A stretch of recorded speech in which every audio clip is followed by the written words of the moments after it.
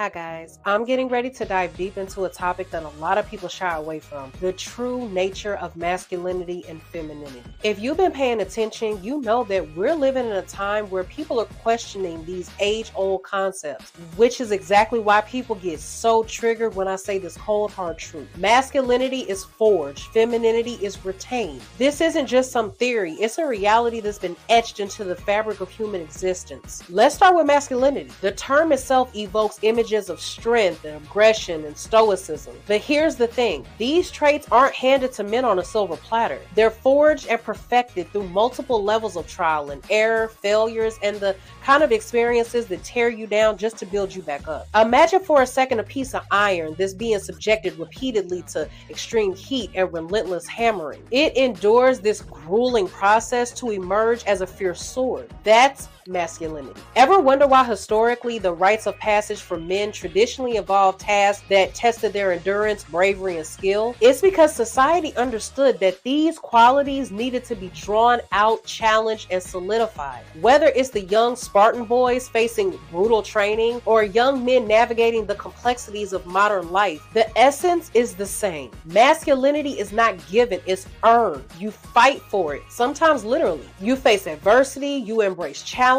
you push your boundaries, and that's manhood defined. Now let's talk about femininity. People make the mistake of associating femininity with being the weaker side, but femininity is just as respected as masculinity is, but in a different way. Femininity, on the other hand, is retained. It's preserved through a set of traits that are nurtured rather than fought for. Think about qualities like empathy, nurturing, and emotional depth. These are not qualities that are put through the fire. They're qualities that you protect, cherish, and nurture. Why do women traditionally take on roles as caregivers or as the emotional anchors in relationships? It's because their intrinsic traits offer something that the brutal reality of the outside world usually lacks, which is softness, emotional intelligence, and the ability to sustain and nurture life. When women are pushed into situations where survival becomes a battle, a transformative shift occurs. They start adapting and adopting masculine traits. This emphasizes the fact that femininity really gets a chance to fully flourish